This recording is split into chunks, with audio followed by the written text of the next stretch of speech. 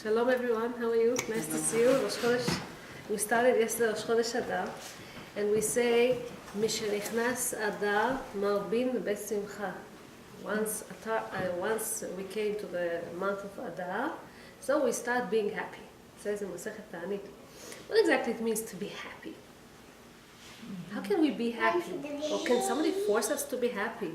Why it's so hard for people to be happy and they have to be forced to be happy? Okay, so I'll start with nice kind of a story that they say. So happiness was wandering around in the streets, looking for somebody to pick up happiness and take it home or take it to somebody's heart and enjoy it. But nobody would pay attention to it. So she sees people riding on horses, right? She stops them and she says, "Where are you running to?" They say, "We're searching, we're looking for happiness." "You're looking for happiness? Happiness is me. Come, I'm happiness." They don't pay attention to her. They continue riding on their horses, putting all their dust on her. And she's like, okay. She continues walking and she comes to this, a party place when they make a loud party, lots of alcohol, music, laughter, people. And she's asking people, "What are you looking for? Why are you here?" They say, "We want to be happy. So therefore we take some alcohol. We want alcohol to make us happy." And she's like, "Oh, why do you need wine or alcohol to make you happy? I'm happiness. Take me. Just use me. Enjoy." And they started to laugh at her. Didn't pay attention to her. So she's thinking and saying, "Oh, what happens with these people? What's their deal? I don't understand. Happiness looks like, in my face you can see that I'm happy. What they don't know, they don't see that I'm this thing that they're desiring." And so she's laying down. She's leaning on one of the sides of the street, and next to her was a little coin. And a boy comes and he sees this coin and he picks it up. And at that moment, a beggar passing by and stretches his hand to ask some charity. This boy became so happy that Hashem made him find this coin. He gave this coin to this beggar. And by giving him this charity, he became so happy, this boy, because he gave, right? And he made some other person happy. He became so happy, he runs to his mother and he says, Ima, you know what happened to me? I found this coin and I gave this, and the whole day he was full of energy. He was so happy, and he became restless. Even at night, he couldn't calm down. He couldn't fall asleep because he was so happy. And this is how happiness, they say, continue wandering among people. Just wait for somebody to pick it up, to take it, to enjoy it. Why happiness is something that we know that happiness is something that everybody is searching for. Everybody wants to be happy. And looks like when people are sad, sometimes it looks like more true, something more reliable, something more authentic. When people are sad, when people are depressed, when people are they go through difficulties, they go through problems, it looks like there's more sincerity over there. And when somebody said, "I'm depressed," in a way people understand him. Yeah, you go through hell, you go through troubles, it's not easy for you, either in your job or at your home or with your boss or whatever. And so it's understandable. When people, they're happy, this is sometimes weird. How can you be happy the whole time? Once you're happy all the time, you're weird. It's like some people going around, they say, "Don't be happy, don't worry," right? And to you, these people looks like they're widows. Like, what do they understand about life if they're happy all the time? And the truth is, Rav Kook explained once, that happiness is one of the natural inclinations of people.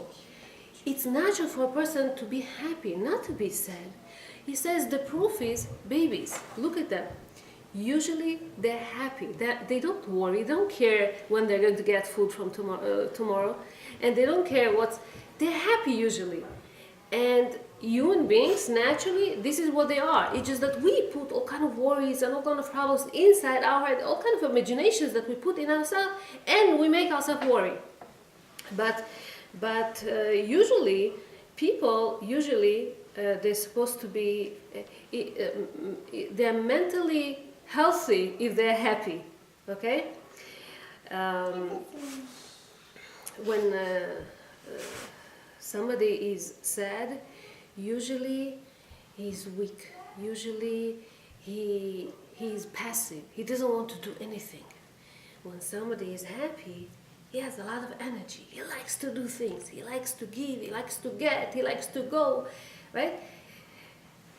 Once there was this woman, a daughter of a rabbi, and she couldn't have children. So many years she lived with her husband, no kids. So she went once to one of the rabbis, Harav Rafael Mibrashid, somebody that passed away many years ago.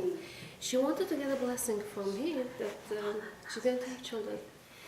And this rabbi told her, if you are going to be happy, if you're going to be besimcha, happy, you're going to have you'll have this married to have boys, to have children. So she went back to her father and she asked for explanation. She said, what is the meaning? What's the connection between happiness and children and boys? Why did the rabbi bless me this way? Oh, how does it go together? And the father explained her. It says, Em habanim smecha. The mother of the children, of the boys, is happy. That's what it says.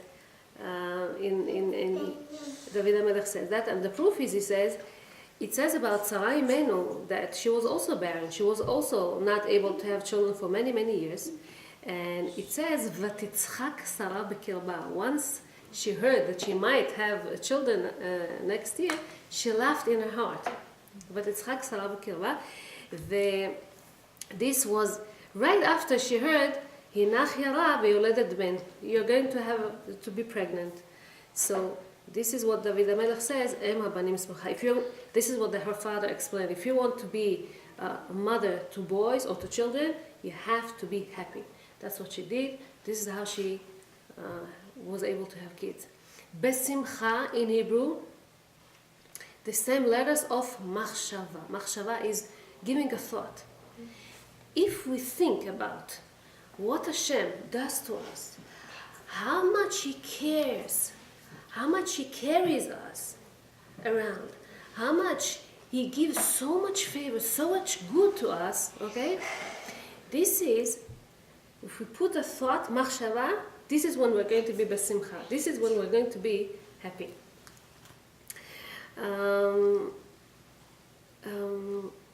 For example, so let's say all of us, we have the eye.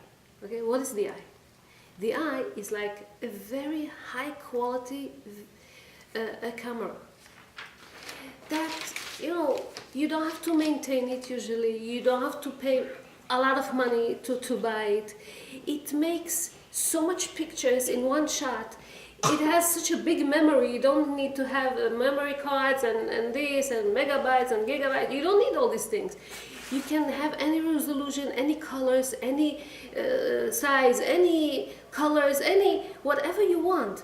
And it's so beautiful the way, and it has even kind of wipers that will that shields the eye from all kind of dust. And this is the tears that we have in there. And there's so much wonders in every part of our body. We all like living, going miracles, and if we just look of all the good things that Hashem gives us, we can praise Hashem from today till tomorrow. We will not finish.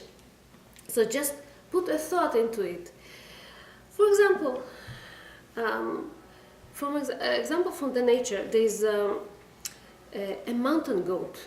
They say in Masechet Baba Batra, in the Gemara, it speaks about the mountain goat, that she is usually very cruel to the children, to the offsprings that come from her.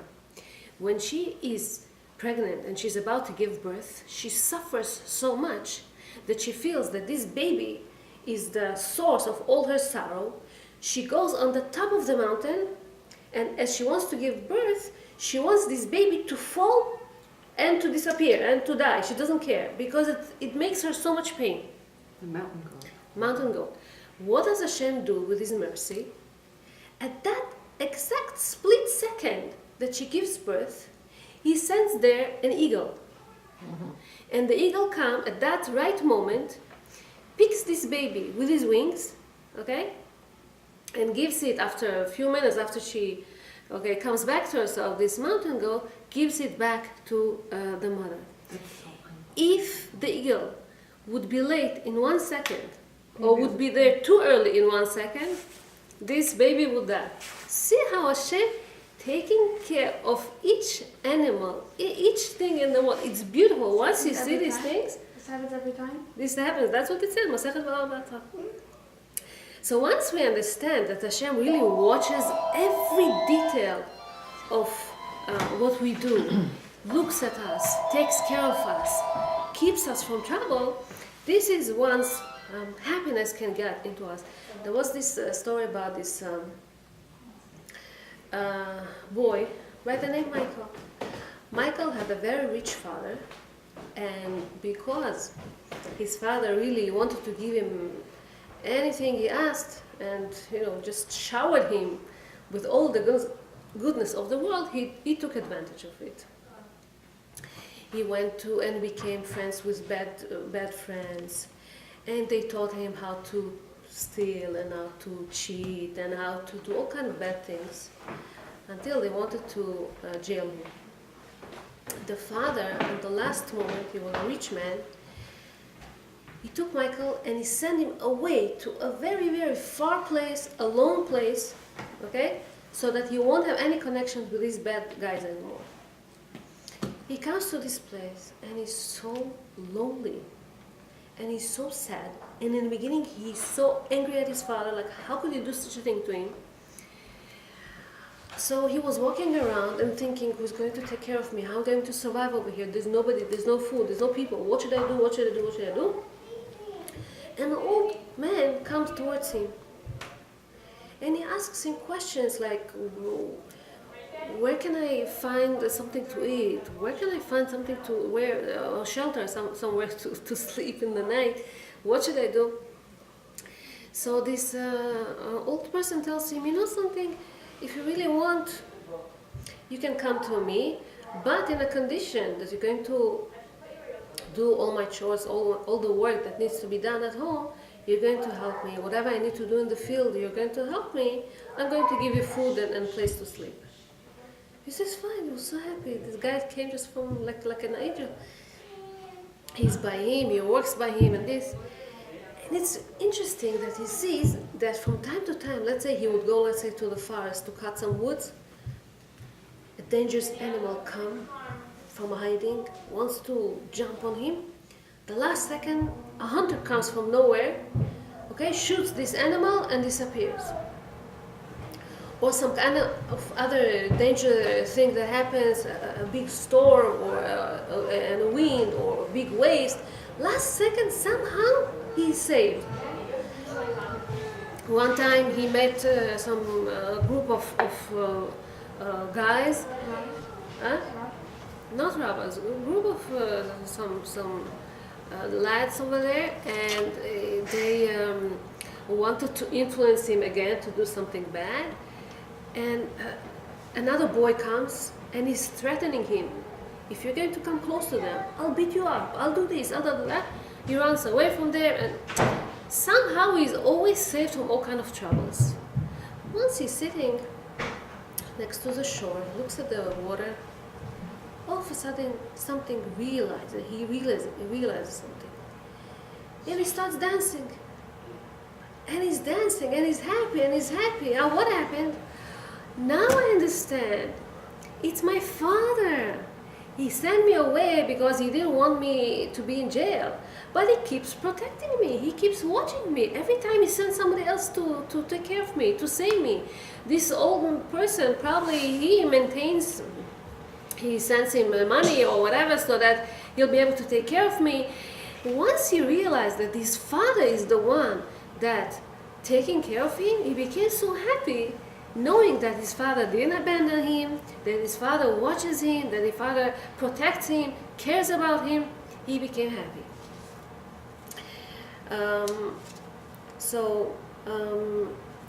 I want to tell you another story that I read about how Hashem takes care of details. It's interesting.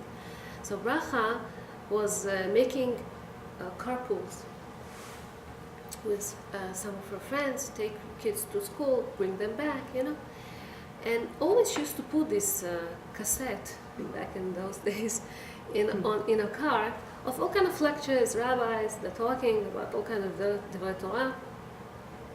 One time, she was changing the cassette. She wanted to hear a certain lecture, and she didn't realize that a truck comes from behind and wants to cut her off, wants to pass her, and it comes too fast. This truck. The last moment, she all of a sudden heard some kind of very loud horn. She thought it comes from this truck, and she shifted her car. And the last moment, nothing happened. She continued on her way. Then she thought to herself, "Wait a second, where was this horn that she heard from? Where did it come from? It wouldn't be a horn of this kind of a truck that she saw. There was no other truck. There was no other cars on the road. Where could I have been?" So after a while, she put back on this cassette. And as she comes to that same place, again she hears that horn in the cassette. Oh my God. And this cassette made her wake up and shift the car on the last moment. Wow. So many years before, when this cassette was taped, when they were recording this rabbi's lecture, so at this time of recording, some kind of a truck passed next to that building or whatever, and they heard this horn. But how Hashem made it special, that happening years ago, to save this bracha many years later. This is something that only the Creator could do. It's such a hashgacha pratית, it's such a divine providence that we see that it's. And once you see this kind of interesting stories again and again and again, you say, Hashem, oh, it's so good. And still. So why aren't we happy? All the time happy. A woman can sit in a home and get frustrated and get upset. So her husband is going out of the house. He's working. He sees people. He's negotiating. He's dealing with people. He sees faces. And you're staying home. And you're raising your kids. And you feel bitter, and you feel sad, and you feel frustrated, and you feel that's not fair. And you don't accomplish whatever you always wanted to do. And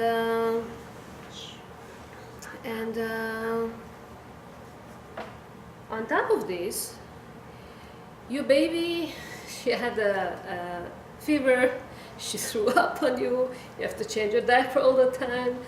Or you have to make laundry, you have to clean. All this housework that you have to do makes you feel upset. So you think to yourself, what's the fun in this? And who needs that? The Baal HaTanya, he gives an example to a person that he was ordered to carry a very, very heavy box, okay, to his house. Now, he has no idea what this box contains. And after a while, he may think, it's too heavy, who needs this for? Especially when he doesn't know what's inside. He starts complaining, he starts feeling it's too heavy, I cannot take it anymore. But once he was notified that in the box there's gold, or some diamonds, or some jewelry, and it's his, it's for him, all of a sudden, this box becomes light to him. He doesn't mind carrying it. He doesn't mind if you give him another box. Why? Because knowing what's inside, knowing the purpose of this caring makes it easier. Sometimes we do mitzvot, and the mitzvot don't make sense to us. Why do I have to do this mitzvah? What's the purpose? What's the point of this? Once you understand what's the point of the mitzvah, if you understand, it makes it much lighter. It doesn't look like a burden. The Torah doesn't look like, oh, it's so hard, it's so difficult. Shabbat. Shabbat could be, to some people that don't understand, it could be a very big burden. Once you understand that Shabbat is a happy day for the family, it's sitting together, it's enjoying, so it makes it much, much easier. So once you're staying home, you don't, develop your own career, and you may feel that you're taking advantage, or that you're sad, but we have to look at the good perspective of things. Every chef in a restaurant, in a hotel, in any conditoria that they sell baking goods and stuff, they all like to advertise that they make homemade food, homemade style, cake, homemade style, bread, homemade style, whatever. And you, sitting at home, giving all you love and all whatever you can, once you make the food, once you clean the things in the house, once you're taking care of your husband, once you're taking care of your kids. So nobody could be equal to you as you do your holy job. You are like the manager of all whatever you have to do. You put the laundry on, you iron, and you fold, and you clean, and you cook, and you run, and you buy things, and all whatever you do in the house. It's like nobody can come close, and you're going to have so much professional people that they won't be able to do all the job that you do. When you're at home, you have to be a psychologist, you have to be a teacher, you have to be a good cooker, you have to be a good this, you have to be good that, and try to find this worker that doesn't look for compliment. You have to compliment yourself. You're doing so much. You're doing a good job. Keep complimenting all the time. It's going to make it much easier for you to carry on, to continue. And once you know also that there's a reward to everything that you do, it's so much nicer. There was this lady by the name Adina. And Adina became friends with a teenage girl by the name Marina. Marina came from a very, very good family, but she didn't get along with the parents. She didn't get along with the teachers. She didn't get along in her school. She had, at this time of teenaging, she had a lot of difficulties getting along with people altogether. And Adina was like her best friend. She would talk to her, she was much older. She would talk to her, she would speak with her, she would complain to her, she would share with her. She would call even at the wee hours of the night, late at night, when nobody talks on the phone anymore. She was always open to her, this Adina. She was listening, she was giving advices, she was guiding her, she was a best friend. Then, after a while, sometime later, she managed, she overcome the problem. She got married to a very good family. She came from a very good family. Her parents were very respected people. She got married to a very respected person, and she built her life. She was busy with the little kids. Also, Adina was busy with her big, big family already. She was much older. And sometime, years passed, she had problems with her older son, Benny. For some reason, he didn't get along in his yeshiva. Didn't get along, and couldn't do certain things. His rabbi was always upset at him, and he didn't have a good name. As he continues and he progresses, goes to this yeshiva, goes to high school, he doesn't have such a good name in Shidduchim. Once he wants to get married and people make a matchmaking, he doesn't have such a good name. So, and once he was already was around 20, they got a good offer. Somebody calls and says, "There's this good girl for your son." So somebody tells to Adina, and they would give you everything. They don't mind to give an apartment on their own to this young couple. They don't mind to help them out. They don't mind. And she's like, "It's too good to be true." Like everybody rejected them. All of a sudden, this girl, she's a good family, and she wants to pay, and there's something wrong with it, something fishy. She calls Marina. She came from a very respected family. She knows a lot of people. She has a lot of connections. She calls her and she tells her, "Can you find out about this girl? I don't know how to find it, but something doesn't look to me so right. Can you find out about her and tell me what do you think about them?" She inquired her own way. She calls her after a while. She tells her, "Grab it. She's the best girl to you. Don't wait. You'll wait. You will regret. Just take her. She's the best girl for you." Fine. They got married. Everything was okay. Sometime later, Adina realized that the one that made this shidduch from the beginning was Marina. She wanted kind of to pay back for all the advice and all the hours and all the good that this Adina did for her. She did it in a nice way, so they won't understand it from her. She found a poor girl, and she offered her everything. She told her, "I'll buy you an apartment. I'll buy you whatever you need for the house, whatever. If you want to go with this match, with this shidduch." And this is how it happened. So sometimes you get the reward after an hour. Sometimes things are happening 1 to 3. Sometimes after years. Sometimes not in this lifetime, but in the next world. So we say, "והקרן קיימת לעולם הבא." So, in the next world, Hashem pays back. But that's what happens. I'm sorry. So,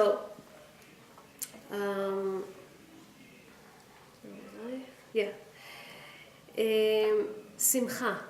Sameach in Hebrew, also the same letters of Sim Moach, which is basically the same. If you put your mind into something and you understand what Hashem makes you, how much Hashem makes you, this thought from a different angle gives you a different perspective, and also you see things different. There was this man that he was a friend with a poet by the name Olavo Bilak. Nobody, he wasn't Jewish. And this man, his friend, he had a small business, like a little farm, and he wanted to sell it. So he meets once this poet, and he asks him, "Can you please write for me an advertisement for a newspaper? I want to sell this estate that I have." He says, "Fine." And he wrote him something beautiful. He wrote him something like that: "For sale, a beautiful estate where the birds chirp in the dawn, and in a thick forest that divided by a stream with crystal water. The house is shining in the sunshine with a shadow in the other side and a quiet porch." It continues beautiful, explaining what exactly this estate has. And after a while, a year passed, and he meets him again. He says, "No, did you sell your business?" He says, "You know something? Once I saw whatever you wrote about my little farm, I see I have a treasure. I started to appreciating it. I didn't want to sell it anymore." So looking at a thing from a different angle, open your eyes, and it makes it very interesting. So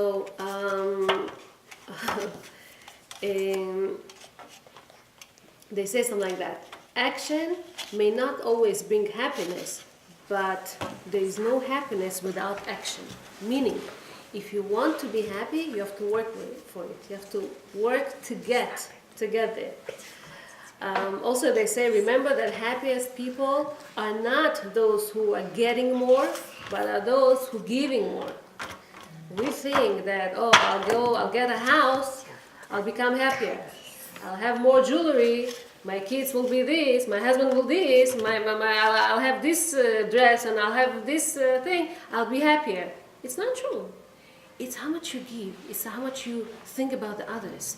This is what makes you happier. Also, another thing that we'll learn is that moods of people is something that you can control. It's not like you're getting up in the morning on your left side and you say, today I don't care about anybody. It's up to you. You may decide how your moods are going to look like, okay? And It's a choice. right, it's all about choices. You may get up in the morning and say, my husband, he's not for me, he doesn't understand me, he's, I don't know, or your kids, bother you, they make you get upset, they make you this, and your boss, and your job, and you keep complaining about the Judaism teaches us that we should control on our moods, and we have to develop this positive attitude towards life. There is no other way. If you're going to stay depressed and negative about things, you're going down and down and down. You become passive. You don't care about things. You don't care about overcoming, and you think, oh, maybe once I'll be happy. Things will change for me once. It doesn't go like that. You have to make this change. They say that there was this Jewish person that his house was caught in fire. And such a situation when everything is burning down to the ashes and he's left with nothing, usually what people are thinking, I'm finished, I'm through, what should I do? Years ago they didn't have insurance on the homes, the houses were all from wood, nothing would be left. This guy started to dance around the house. People thought he lost his mind, because he lost everything, he probably lost his mind also. They asked him, why are you dancing? Why are you so happy? He say, I'm happy that I'm a Jew. If I would be a goy, my idol would be inside, would be burnt also. And, I would lose my idol also, my God. At least now I know I'm Jew and Hashem is with me. Hashem can take care of me and I could start all over. It's a beautiful thought to look at life. It says in the Torah, תחת אשר לא עבדת את השם אלוקיך בשמחה ובטוב לבב ומרוב כל. Hashem punishes people. It's not like something pleasant to have in life to look at things positively. No. Hashem asks us, demands us to look at things positive, okay? Because this is the only way. It's the only way to come closer to Hashem. David HaMelech tells us, עבדו את השם בשמחה. You have to worship Hashem with happiness. למה? בגלל how? If you know that הוא האלוקים, הוא עשנו, ולא אנחנו, if you know that he is Hashem, he created us, and where he is, okay, it makes us feel happy. I want to tell you something. It says in Gemara Masechet Brachot that Shlomo HaMelech said, פיה פתחה בחוכמה ותורת חסד על לשונה. He speaks this about his father, David HaMelech, that he opened his mouth and constantly he was praising Hashem, all the time. So he says he was in 5 worlds and he was saying Shira, he was saying praises to Hashem. He was in the womb of his mother, still in the stomach of his mother, he didn't get out of the world yet, and he was saying Shira. ברכי נפשי את השם וכל קרבה את שם קודשו. You have to understand that King David went through tough times during his lifetime, even before he was born. If you know, as a child, he wasn't so much wanted by his family, King David. They thought that he's not a kosher boy. They sent him away. They didn't want him for all kind of reasons. And David HaMelech, instead of being a negative boy, like, today you understand, if a boy doesn't get a good attitude and a warm feeling from his parents, he's usually somebody that retaliates back, he's negative, he's violent. No, King David was loving person. He was keep saying praises and thinking just good about Hashem all the time. בזכות האימא שלו. Okay. יצא לאוויר העולם, came out to the world as a baby, looked at the stars and said שירה, and was praising Hashem. Like it says, ברכו השם כל מלאכיו. Everything is תהילים, פרק ק"ג, when we say ברכי נפשית השם.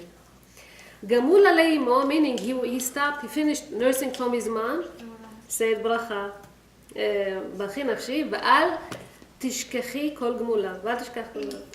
ראה במבטם של רשעים, he saw his enemies, how they fall, and he had a lot of enemies. He says שירה, he says, יתמו חטאים מן הארץ, ברכי נפשי את השם. And then he saw the day of the death. Who's happy on the day of the death? Who's supposed to sing once they die? And say שירה, that it says, תסתיר פניך יבהלו, תוסף רוחם יגבר. So, in Rosh Chodesh, we read Hallel. Who wrote the Hallel? King David. What kind of praises we see? We say it every Rosh Chodesh. Rosh Chodesh, it's a happy day, the first day of the month. We're supposed to be happy. What kind of praises? See what kind of praises David HaMelech says. It's through whatever he went through, this is how he praises Hashem. We say, Mikimi me'afar, for example. Hashem, you took me out from the ashes, from me'ashpot yalmi, I was in the garbage, I was so not important, and you made me high, you raised me. Mina metzah karati, Hashem, I was in such a narrow valley, and you saved me. Okay? So here we see more and more examples. It said, Yasor Israeli, Hashem made me suffer so much, and he made me suffer, but the suffering is because these sufferings will bring me to a different level, to understand who is Hashem, to clear, to erase all my sins.